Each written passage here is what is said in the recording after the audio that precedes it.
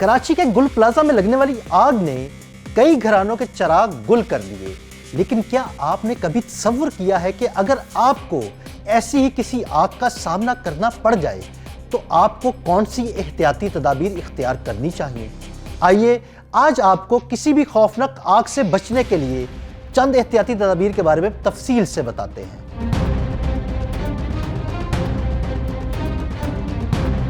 بند عمارتوں میں لگنے والی آگ چند لمحوں میں جان لیوا حادثے میں بدل سکتی ہے، اس لیے پہلا اصول یہ ہے کہ آگ کا احساس ہوتے ہی گھبراہٹ کے بجائے ہوش و حواس کو قابو میں رکھا جائے اور فوری طور پر منظم انداز میں عمارت سے باہر نکلنے کی کوشش کی جائے۔ آگ کا الارم سنائی دے رہا ہو یا دھوئیں کی بو محسوس ہو تو ایک لمحہ ضائع کیے بغیر ارد گرد موجود لوگوں کو آواز دے کر خبردار کریں اور ممکن ہو تو دستی الارم بجائیں۔ موبائل فون، بیگ یا دیگر سامان سمیٹنے میں وقت ضائع نہ کریں، کیونکہ چند قیمتی سیکنڈ بھی زندگی اور موت کے درمیان فرق ڈال سکتے ہیں۔ کسی کمرے سے باہر نکلنے سے قبل دروازے کو ہاتھ کے پچھلے حصے سے چھو کر دیکھیں۔ اگر دروازہ غیر معمولی گرم ہو تو سمجھ جائیں کہ دوسری جانب آگ بھڑک رہی ہے، لہٰذا اسے فوراً نہ کھولیں بلکہ متبادل راستہ تلاش کریں۔ اگر وقت میسر ہو تو گیلے رومال یا کپڑے سے منہ اور ناک ڈھانپ لیں تاکہ دھواں کم اندر جائے اور سانس لینے میں قدرے آسانی رہے۔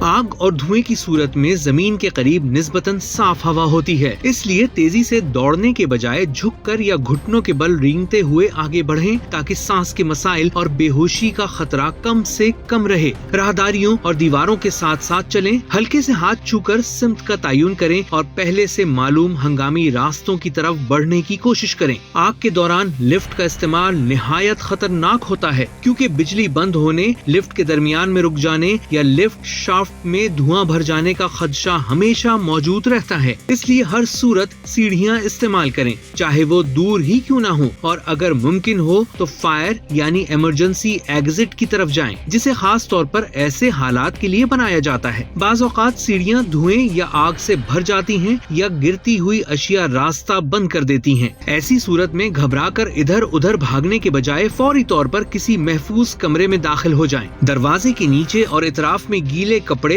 بستر یا پردے ٹھونس کر دھوئیں کا راستہ روکیں اور کمرے میں موجود کھڑکی یا روشن دان کے ذریعے ہوا کا گزر ممکن بنائیں۔ اگر کھڑکی باہر کی جانب کھلتی ہو تو اسے تھوڑا سا کھول کر خود کو نمایاں کریں۔ سفید کپڑا، رومال یا کسی بھی چیز کو لہرا کر امدادی ٹیموں یا نیچے کھڑے لوگوں کو اپنی موجودگی کا احساس دلائیں۔ غیر ضروری طور پر اونچائی سے چھلانگ لگانے سے گریز کریں۔ کودنے کی نوبت آئے تو یقینی بنائیں کہ اونچائی کم ہو، نیچے لوگ مدد کے لیے موجود ہوں یا نرم سامان رکھ کر نسبتاً محفوظ سطح تیار ہو چکی ہو۔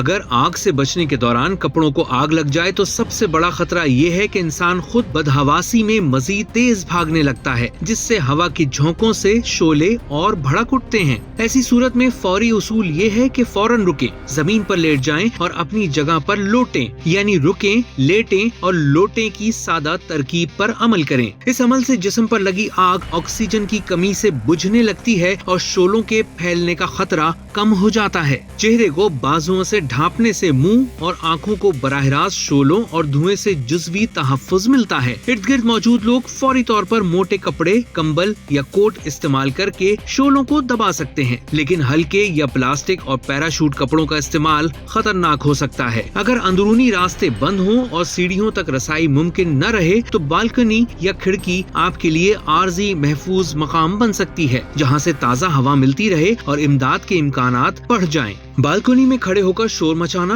ٹارچ، موبائل فون کی روشنی یا کپڑا ہلا کر باہر والوں کو متوجہ کرنا امدادی کارروائیوں میں مددگار ثابت ہوتا ہے۔ اگر چھت تک جانے کا راستہ کھلا ہو تو اوپر جانا بعض صورتوں میں نسبتاً محفوظ ہو سکتا ہے، کیونکہ دھواں عموماً اوپر جمع ہوتا ضرور ہے لیکن کھلی فضا میں تیزی سے منتشر بھی ہوتا رہتا ہے، اور ہیلی کاپٹر یا قریبی عمارتوں سے مدد کے امکانات بھی بڑھ جاتے ہیں۔ البتہ چھت پر پہنچ کر بھی خطرناک چھلانگ سے پرہیز اور امدادی ٹیموں کے آنے کا انتظار ہی بہتر حکمت عملی ہے۔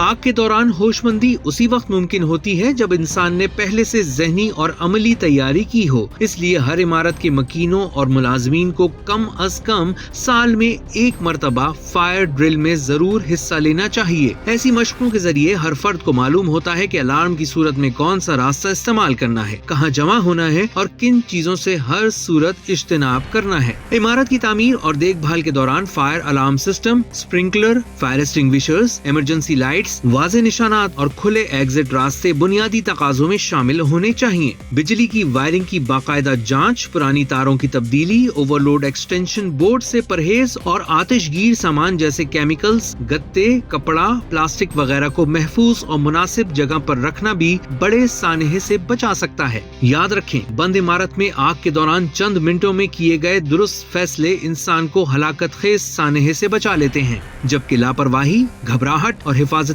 उसूलों से लाइल्मी अलमिये को कई गुना बढ़ा देती है। जरूरत इस बात की है कि हम बतौर फर्द, खानदान, मुलाजिम और जिम्मेदार शहरी आग से तहफ्फुज के इन सादा मगर फैसला कुन उसूलों को न सिर्फ खुद सीखें बल्कि दूसरों को भी पहुंचाएं, ताकि किसी भी हादसे की सूरत में ज्यादा से ज्यादा जानें महफूज रह सकें।